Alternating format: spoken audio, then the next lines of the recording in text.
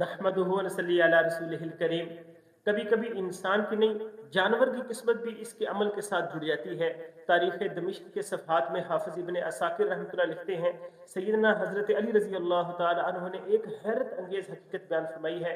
आप रज़ी अल्लाह ताला फरमाते हैं, खच्चर की नस्ल नहीं चलती, हालांकि खच्चर तमाम जानवरों में सबसे तेज चलने वाला जानवर है। ये महरूमी क्यों मिली? इसलिए कि जब सैयदना इब्राहीम अलैहिस्सलातु वस्सलाम को आग में डालने के लिए कुफार लकड़ियां जमा कर रहे थे, तो खच्चर भी इन जानवरों में शामिल था। जिन जानवरों पर सैयदना इब्राहीम अलैहिस्सलातु वस्सलाम को जलाने के लिए लोग लकड़ियां जमा कर रहे थे, ये जानवर भी इस नाफरमानी के काम में शरीक किया गया। हजरत इब्राहीम अलैहिस्सलातु वस्सलाम ने इसके लिए बद्दुआ फरमाई और अल्लाह ताला ने इसे हमेशा के लिए नस्ल से महरूम कर दिया। ये है इबरत अंगेज वाक़या।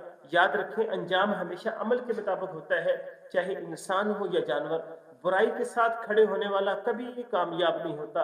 बुराई के रास्ते पर चलकर चाहे इंसान हो या जानवर अंजाम बद की मिसाल बन जाता है। नसीब बदलता है अमल के साथ, वरना ताकत भी बेअसर रह जाती है। तो हमेशा अच्छे लोगों के साथ रहें ताकि अंजाम कार भी अच्छा हो। अस्सलामु अलैकुम।